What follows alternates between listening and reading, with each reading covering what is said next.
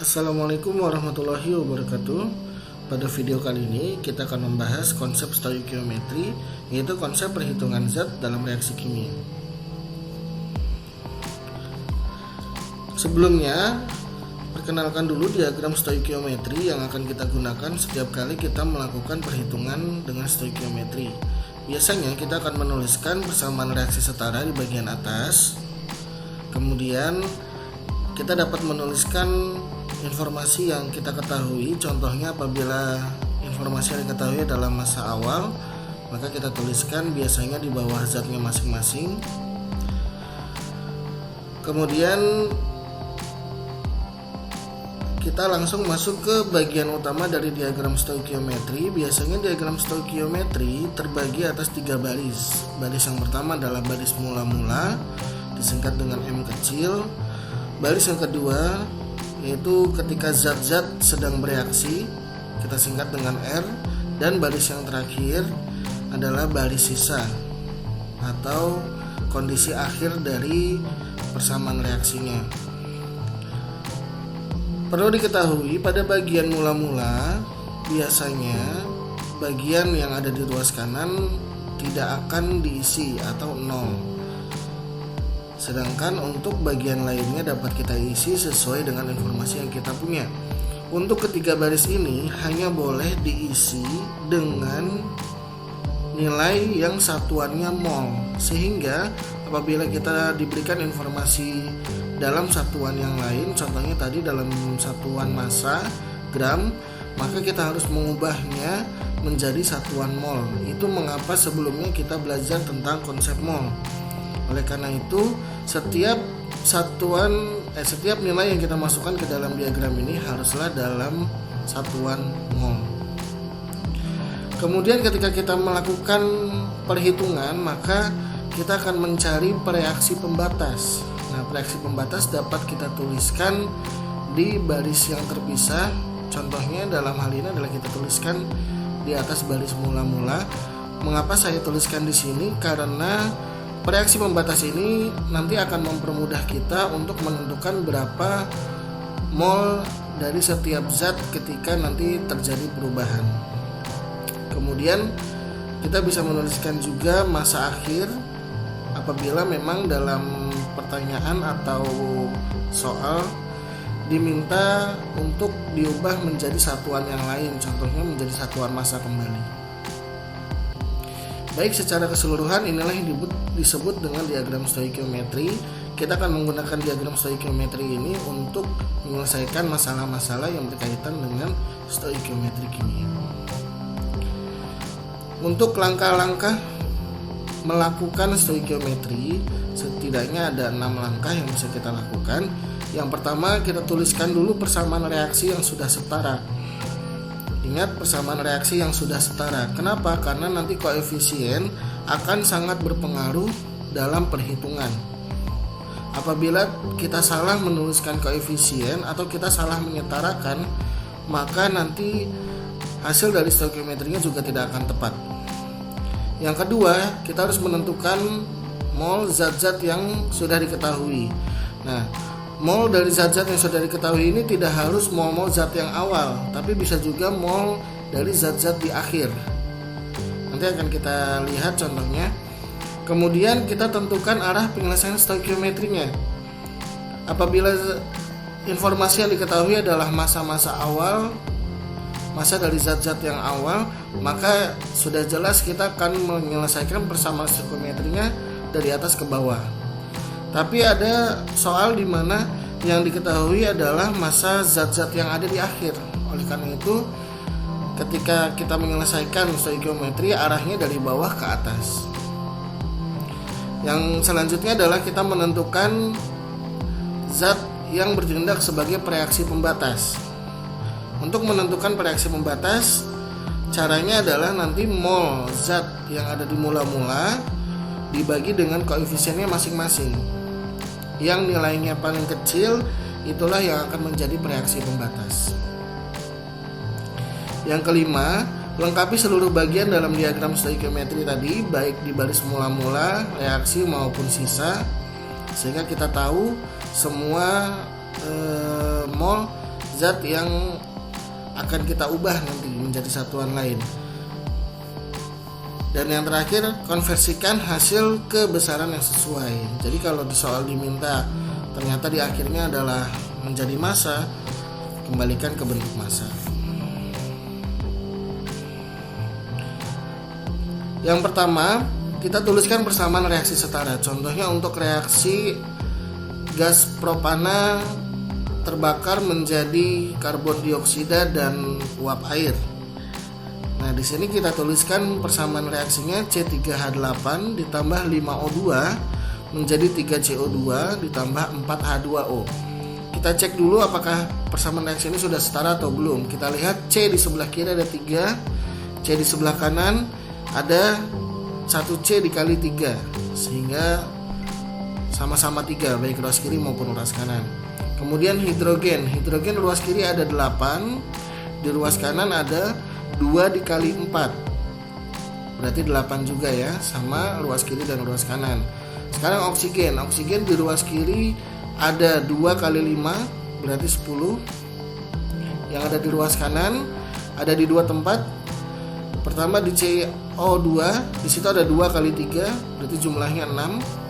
Kemudian satu lagi di H2O-nya ada 1 kali 4, 6 ditambah 4, 10.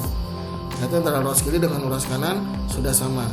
Nah, di sini dapat kita lihat bahwa koefisien untuk C3H8 1, untuk O2 koefisiennya 5, untuk CO2 koefisiennya 3, dan H2O koefisiennya 4. Sekali lagi, koefisien akan sangat berpengaruh dalam menyelesaikan stoikiometri.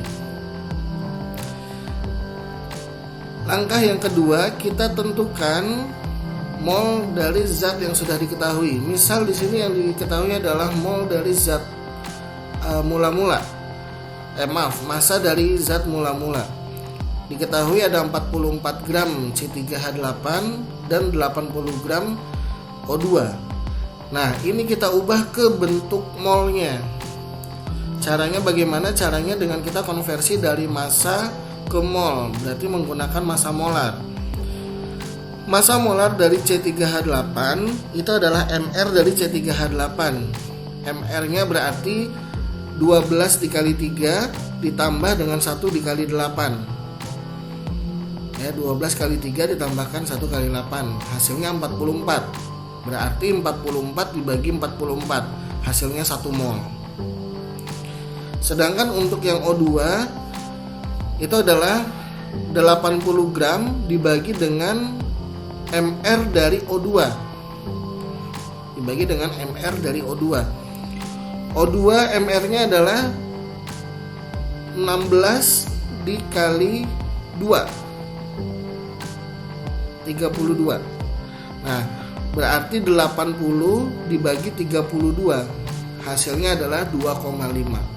Nah, dari sini kita sudah dapat mol mola untuk C3H8 1 mol, untuk 5O2 itu adalah 2,5 mol. Sedangkan untuk CO2 dan H2O, karena di awal reaksi hasil belum ada, maka kita tuliskan strip atau 0.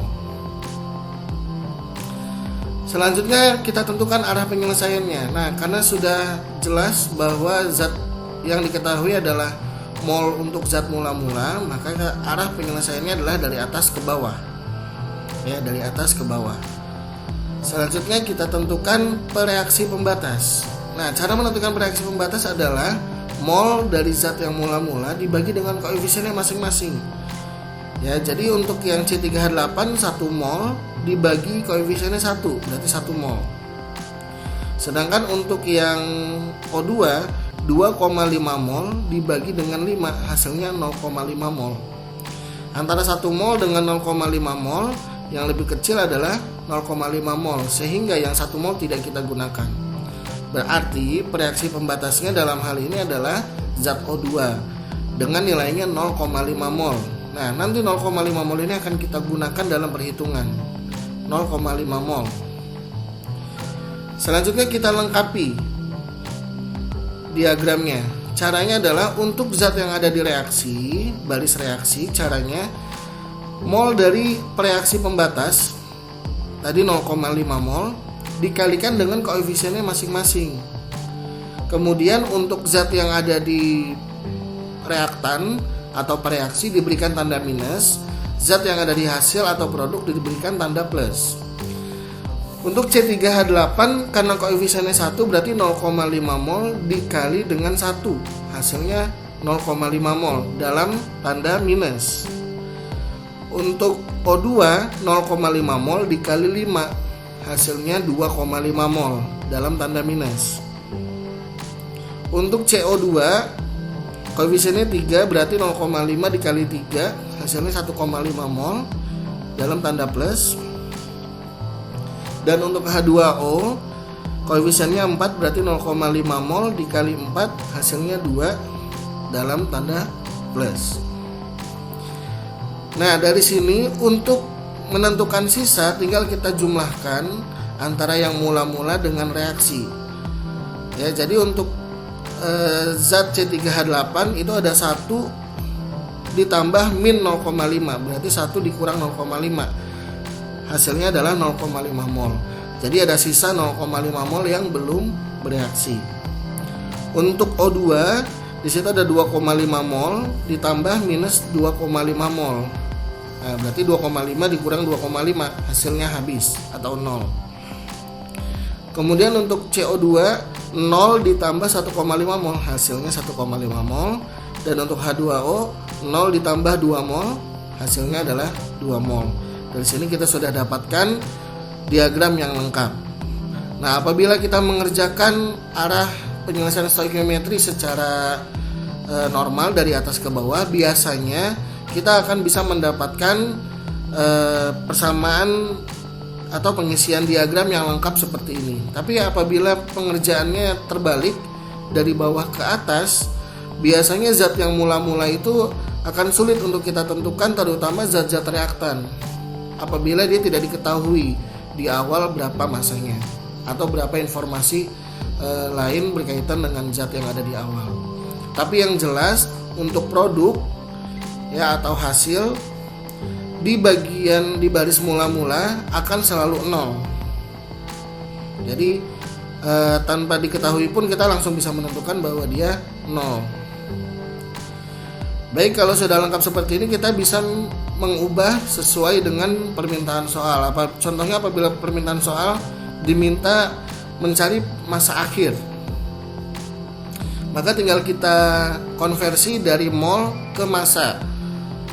Ya, dari mol ke massa caranya adalah dikalikan dengan massa molarnya masing-masing. Contoh untuk C3H8 karena dia 0,5 mol dikalikan dengan massa molarnya tadi 44, maka hasilnya adalah 22 gram. Untuk yang O2 habis ya.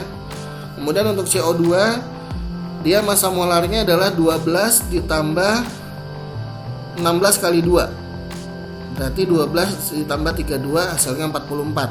Nah, berarti 1,5 mol dikali 44 hasilnya 66 gram. Dan yang terakhir untuk H2O itu adalah 2 mol dikalikan dengan massa molekul relatif dari H2O. Massa molekul relatifnya adalah 1 dikali 2 ditambah 16 berarti 18. Berarti 2 dikali 18 hasilnya 36 gram. Dari sini kita bisa mengecek apakah pekerjaan kita sudah sesuai atau belum dengan kita lihat hukum kekekalan massanya. Karena ini lengkap bisa kita cek dari situ ya, hukum kekekalan massanya. Nah, lihat di awal ada 44 gram dan 80 gram. Berarti total ada 124 gram. Di akhir ada sisa 22 gram ditambah 66 gram, berarti 88 ditambah dengan 36 gram. Berarti 124 gram. Kondisi awal ada 124 gram, kondisi akhir ada 124 gram. Sehingga pekerjaan kita sudah sesuai dengan hukum kekekalan massa. Dari sini kita bisa menentukan bahwa pekerjaan kita sudah sesuai. Demikian untuk video kali ini. Sampai jumpa pada video selanjutnya. Assalamualaikum warahmatullahi wabarakatuh.